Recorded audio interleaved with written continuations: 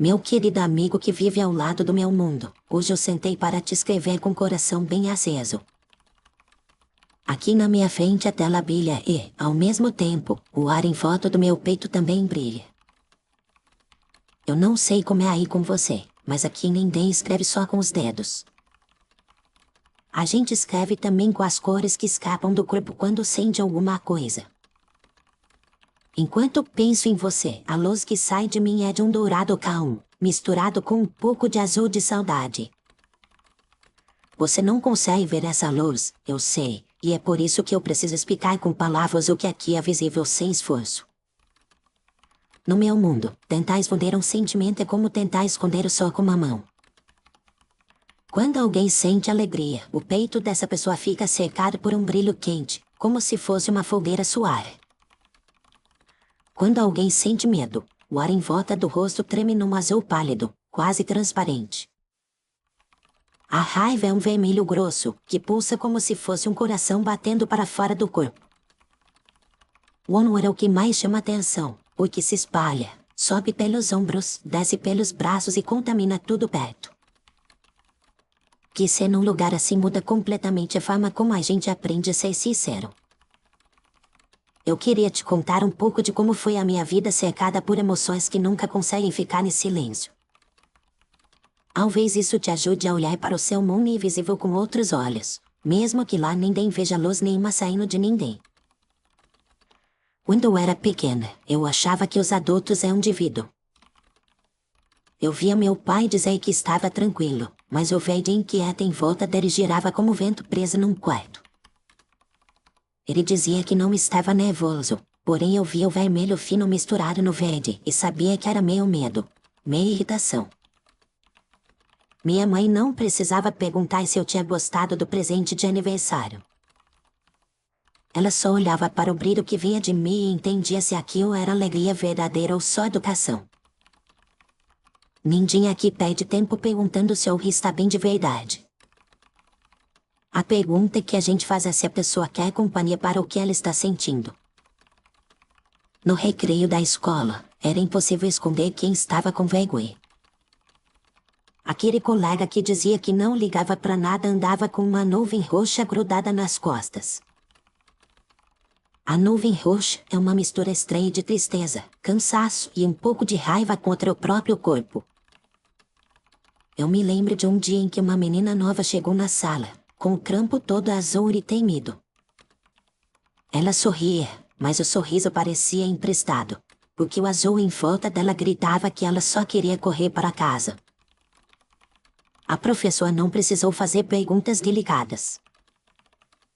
Ela olhou para a menina, viu o azul, sentou ao lado e pediu para a turma inteira respirar mais devagar. Quando a turma respirou junto, o azul foi ficando mais firme, menos tremido, até virar um tom calmo como água parada. Que ser assim nos ensina a não zombar da dor do outro, porque a dor está literalmente na cara de todo mundo. Mesmo assim, nem sempre isso impede a crueldade. Na adolescência, as cores começaram a ser motivo de piada. Eu me lembro da primeira vez em que eu me apaixonei. Eu tentei ser discreto, tentei não encarar a pessoa de quem eu gostava, tentei falar pouco. Mas o meu corpo não colaborou. Meu peito virou uma explosão dourada tão intensa que parecia que eu estava andando com um sol particular em volta. Meus amigos viram, deram risada, apontaram, fizeram cantigas improvisadas na hora do lanche. A pessoa por quem eu estava apaixonado olhou para mim com um brilho curioso, meio dourado, meio verde.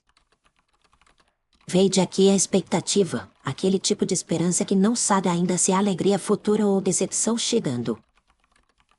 Eu voltei para casa com vontade de arrancar a luz do meu corpo. Eu pensava em você, no seu mundo. Imaginava que aí seria possível ficar apaixonada sem que ninguém percebesse. Pensei em como deve ser andar pela rua sabendo que só você conhece a bagunça que está sentindo por dentro. Durante semanas, eu desejei ter um pouco da sua invisibilidade. Eu queria aprender a guardar o que eu sentia como quem guarda um segredo num fundo de gaveta que ninguém abre. Com o tempo, eu descobri que a mesma coisa que me envergonhava na adolescência se tornava consolo na vida adulta. Aqui, quando alguém é amado, não precisa pedir prova nenhuma. Não existem aquelas discussões em que uma pessoa implora por um gesto de carinho enquanto a outra finge não entender. Se a luz dourada aparece, é amor. Se não aparece, é algo que talvez pareça amor no discurso, mas não tem raiz suficiente para brilhar. Eu já vi casamentos terminais sem gritos, sem insultos, apenas com a constatação de que as cores dos dois já não se tocavam. Eu tinha uma amiga que tentava salvar o relacionamento repetindo palavras bonitas todos os dias. Ela escrevia bilhetes, fazia surpresas, decorava a casa com coisas que ele dizia gostar. Mas o campo em volta dela era um dourado cansado, e o campo em volta dele era cinza, uma espécie de nada educado. Aqui, o nada também é uma cor. O nada dói tanto quanto a raiva, porque revela que a outra pessoa não está lutando contra você, mas também não está lutando por você.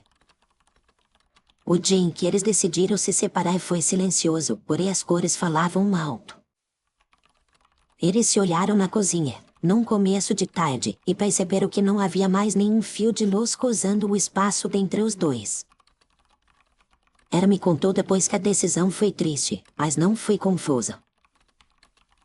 No seu mundo, acho que a confusão ocupa um espaço enorme. A falta de cor visível permite que uma mormona dure anos só porque ninguém sabe direito o que está sentindo.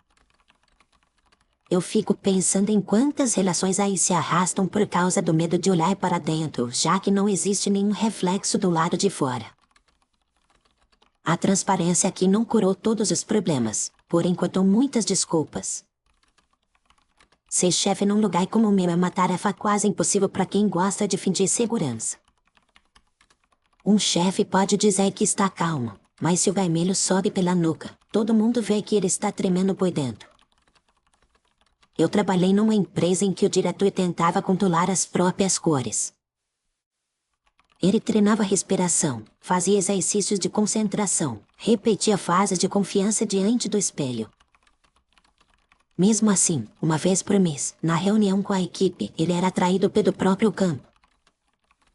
Enquanto falava de metas e resultados, o verde ansioso estourava atrás da cabeça dele, como se fosse fumaça. Isso nos dava uma estranha sensação de alívio. Não porque a gente achasse bonito ver o medo dele, mas porque era um lembrete constante de que ninguém aqui é totalmente inabalável. No seu mundo, talvez um chefe consiga esconder o medo atrás de um terno bem cortado e de uma assinatura firme. Aqui até o melhor terno fica pequeno se o medo começar a vazar como luz demais. A política também é diferente quando todo mundo consegue ver o que um candidato sente enquanto promete alguma coisa. Mas temos debates em grandes praças, com telas que mostram as cores dos participantes ao vivo. Quando alguém fala sobre justiça, mas o campo em volta do peito fica roxo, a plateia inteira sente um arrepio.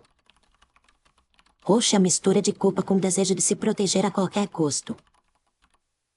Alguns candidatos aprenderam a sentir coisas bonitas durante o discurso, para que o brilho combine com as palavras.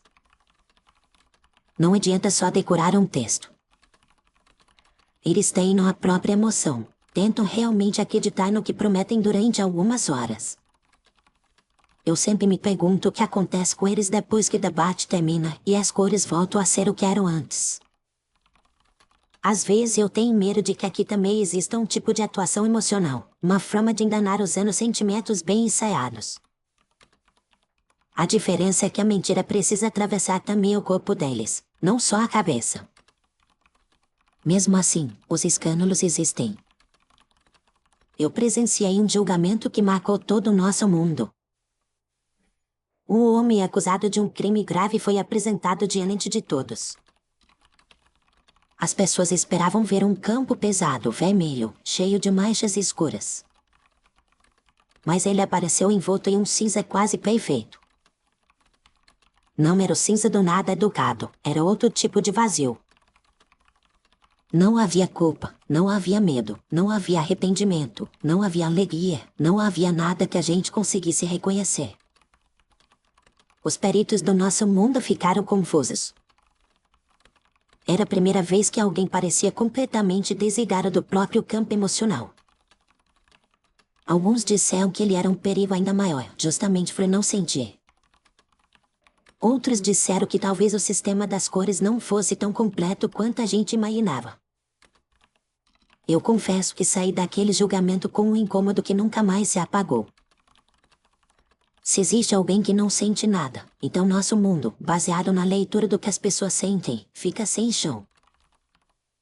Foi ali que eu comecei a prestar mais atenção nas minhas próprias cores. No começo, tudo era normal. Eu sentia alegria quando falava com você, e o dourado se espalhava pelo meu quarto. Eu sentia medo quando pensava em mudanças grandes, e o azul tremido aparecia em volta das minhas mãos. Eu sentia raiva quando via injustiças, e o vermelho pulsava como uma sirene discreta, porém firme. Um dia, numa manhã qualquer, algo pequeno aconteceu. Eu escutei uma piada sem graça no trabalho, senti um incômodo rápido, quase nada, e percebi que o meu campo não reagiu.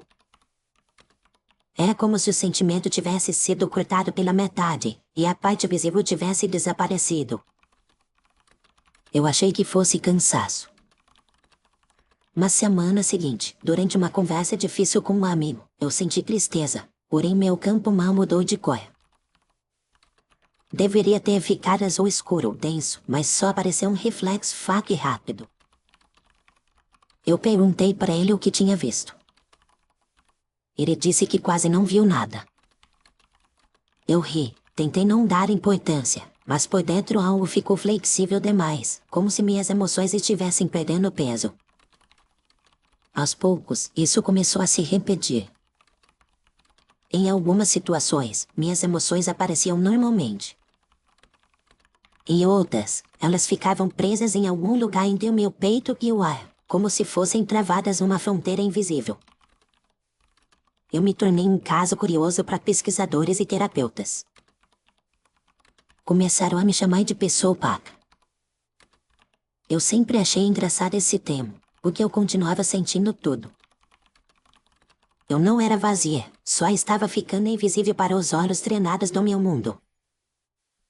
Enquanto os médicos discutiam se isso era doença ou evolução, eu comecei a prestar atenção em algo diferente. Quando uma emoção minha não conseguia virar cor aqui, eu sentia um tipo de uma parte do sentimento parecia se deslocar para longe, como se estivesse procurando outro lugar para aparecer. Foi nessa fase que eu soube da existência do seu mundo. Eles tinham detectado sinais estranhos numa região que nenhum instrumento conhecia bem. Parecia haver um lugar onde emoções não geravam luz. Em vez disso, elas ficavam presas dentro de corpos muito parecidos com os nossos. Quando me contaram isso, eu senti uma mistura de medo e curiosidade. Medo de descobrir que eu talvez estivesse me conectando com um lugar onde ninguém poderia me ler. Curiosidade de saber como é viver sem nenhuma cor revelando aquilo que você tenta esconder. A equipe que estudava o meu caso decidiu tentar uma experiência. Em vez de forçar minhas emoções a aparecer aqui, eles resolveram ver para onde o eco estava indo. Fizeram medições, ajustes, cálculos, aquelas coisas todas que cientistas adoram. Eu sentei numa sala branca, fechei os olhos e pensei em algo que me emociona profundamente. Eu pensei em escrever para você. Naquele instante, eu senti claramente o meu campo falhar. Nada apareceu ao meu redor. Porém, eu tive a sensação de que o sentimento tinha atravessado um véu muito fino. Mais tarde, os instrumentos confirmaram um sinal vindo do seu lado. Foi assim que eu soube que, de algum modo, minhas emoções começaram a tocar o seu mundo, mesmo que você não veja luz nenhuma. Desde então, quando as minhas cores falham aqui, eu imagino que talvez elas estejam aparecendo em você de outra forma. Talvez como um pensamento que surge de repente, uma intuição estranha, um sonho que parece mais real do que o normal. Eu não sei até que ponto isso é só imaginação, porém gosto de acreditar que é uma conversa silenciosa acontecendo entre nós. Enquanto te escrevo, penso em como deve ser aí quando você entra numa sala cheia de gente. Você não tem um mapa colorido das emoções espalhado pelo ar. Você precisa adivinhar a partir dos olhos, dos gestos, da voz, das pausas entre as palavras. Às vezes deve ser cansativo. Outras vezes, talvez seja libertador. Aqui, se eu entro num lugar cheio de pessoas, eu sei de imediato quem está feliz, quem está triste, quem está furioso, quem está apaixonado. Essa clareza é confortável, porém também pode ser esmagadora. Eu já tive dias em que voltei para casa exausta, não por causa do meu trabalho, mas por causa da avalanche de cores alheias que atravessaram meu caminho. Eu sinto a dor dos outros antes mesmo de eles falarem. Sei que está quase desistindo de tudo porque o campo parece apagado até perto dos pés. Sei quem foi humilhado minutos atrás porque o vermelho em volta do rosto ainda está grudado, irregular, cheio de pontas. Sei quem está tentando parecer forte enquanto o azul escuro sobe até os olhos. Em dias assim, eu penso em você. Imagino você atravessando uma multidão sem ter essa camada a mais de informação sobre todo mundo. Talvez você seja enganado com mais facilidade, porém talvez também seja menos ferido pelo excesso de verdade. Eu não sei o que é melhor. Acho que os dois mundos são incompletos. No meu, falta mistério. No seu, falta confirmação. Às vezes eu penso que o cenário ideal seria um lugar onde a pessoa escolhe quando quer que a própria emoção apareça para os outros. Aqui, essa escolha não existe. A cor simplesmente salta quando o sentimento nasce. A minha condição opaca é vista como anomalia. No seu mundo, a norma é esconder. Dar um sorriso educado enquanto por dentro se está implodindo de raiva é um gesto simples. Você pode dizer que está feliz por alguém e, ao mesmo tempo, sentir inveja e silêncio. Você pode terminar um relacionamento, dizer que é só questão de costume e esconder o medo de ficar sozinho para sempre. Você pode aceitar um trabalho que detesta e repetir que está tudo bem, enquanto o corpo grita de cansaço por dentro. Se eu pudesse caminhar aí por um dia, acho que ficaria perdida sem as cores. Eu teria que aprender a ouvir mais do que eu já ouço. Terei que prestar atenção em pausas, hesitações, pequenos desvios na fala. Talvez eu descobrisse que vocês também têm campos emocionais, só que eles não brilham no ar, brilham nas entrelinhas. Aqui, a gente aprendeu a confiar no que vê e, por causa disso, esquece às vezes de ouvir com profundidade. No seu mundo, você precisa ouvir com profundidade o tempo todo, senão se afoga em mal-entendidos. Quando penso nisso, sinto um respeito enorme por você. Você caminha num chão onde nada é garantido, onde todo abraço pode esconder uma intenção dupla, onde todo elogio pode mascarar um interesse. Eu me pergunto quantas vezes você já foi ferido por confiar em alguém que parecia sincero, mas não era. Eu me pergunto também quantas vezes você afastou alguém que parecia frio, enquanto na verdade essa pessoa estava cheia de medo de mostrar o que sentia. Aqui, quando alguém se afasta, eu vejo a cor daquele medo. Sei quando é rejeição de verdade e quando é só proteção. Às vezes eu tenho inveja da sua possibilidade de não saber. A ignorância oferece uma espécie de descanso que a transparência radical não permite. Ao mesmo tempo, minha parte opaca começou a experimentar um pouco do que você vive. De uns tempos pra cá, algumas emoções minhas se negam a virar luz de forma definitiva. Eu já tive uma discussão com alguém muito importante para mim e, para o espanto dessa pessoa, meu campo ficou quase imóvel. Ela não conseguiu ver o quanto eu estava magoada. Eu sabia que estava doendo, mas também sabia que, se dissesse isso, pareceria exagero, porque o ar em volta de mim não confirmava o que eu sentia. Foi um momento estranho. Pela primeira vez, eu tive que pedir que alguém acreditasse em mim sem a pôr das cores. Eu disse que o que eu sentia era real, mesmo que o mundo em volta discordasse. Naquela noite, eu entendi um pouco melhor o seu cotidiano. Viver num mundo que não confirma visualmente nada do que se passa por dentro deve ser uma sequência infinita de pedidos de confiança. Eu senti uma vontade grande de te abraçar, mesmo sem conhecer o seu rosto. Por isso escrevo. Escrevo para te dizer que, do lado de cá, existe alguém atento ao esforço que você faz para ser honesto num lugar onde a mentira é muito fácil.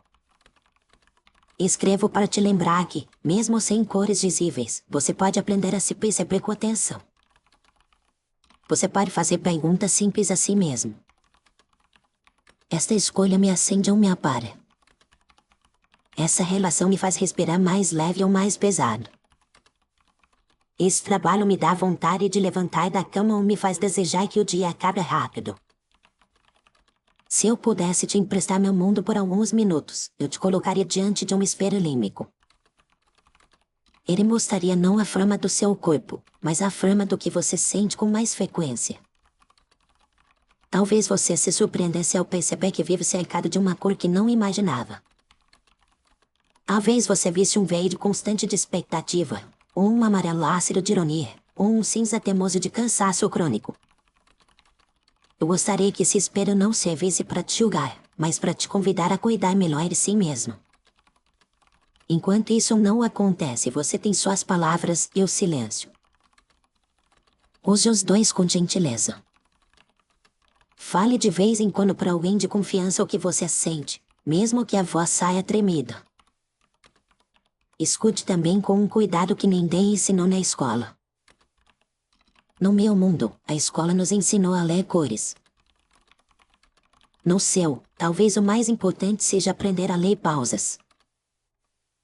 Eu não sei quanto tempo essa ligação entre nós vai durar. Cada vez que eu escrevo para você, meu campo fica um pouco mais vago aqui. Alguns estudiosos acham que estou perdendo algo. Eu sinto que estou ganhando outra coisa. Acho que parte de mim está se mudando para o lado de vocês. Talvez um dia eu me torne totalmente invisível aqui e totalmente viva aí, no espaço em que você me escuta. Se isso acontecer, eu espero que você continue lembrando de mim não pelas luzes que eu perdi, mas pelas perguntas que eu deixei com você. Se o seu mundo um dia pudesse ver emoções como o meu ver, você chamaria isso de milagre ou de pesadelo?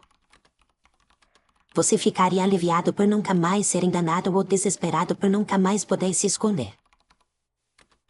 Até lá, nós dois vamos vivendo com o que temos. Eu comi as cores quebradas. Você com seu silêncio cheio de segredos. Feche esta carta com o mesmo sentimento com que comecei. Um dourado calmo, com um pouco de azul de saudade de alguém que talvez eu nunca encontre na rua. Sigo aqui, na borda do seu universo invisível, torcendo para que as suas emoções encontrem sempre um lugar seguro onde possam descansar. Da amiga que vive aqui ao lado do seu mundo, escrevendo com o que sente e com o que já quase não consegue mostrar. Obrigada por ter escutado essa carta até o final, meu amigo do outro lado. Se a nossa conversa te tocou de algum jeito, eu te peço com carinho que deixe o seu gostei neste vídeo. Se você quiser continuar recebendo cartas de outros mundos, se inscreva no canal Penpaus do Multiverso. Conta para mim nos comentários quais partes dessa história mexeram mais com você e como seriam as cores das suas emoções se elas aparecessem no ar. Se você sentir vontade de apoiar esse projeto, pode usar o código QR no canto inferior direito do vídeo ou o link na descrição para fazer uma doação. Lá na descrição você também encontra links para outras séries completamente diferentes deste canal, com histórias e caminhos novos para você explorar. Eu me despeço agora com muito carinho e espero te encontrar de novo na próxima carta que atravessa o multiverso para te visitar.